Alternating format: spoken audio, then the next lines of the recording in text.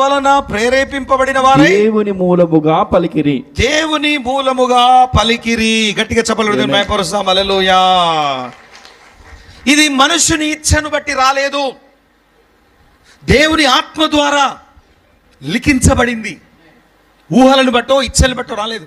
ఇది పరలోకంలో ఉన్నది ఈ వాక్యం. అక్కడి నుండి పరలోక రాజ్యం యొక్క ప్రిన్సిపల్స్ మనకి ఇవ్వబడ్డాయి. ఆయన రాజ్యమును నీతిని వెతకండి అంటే అదే.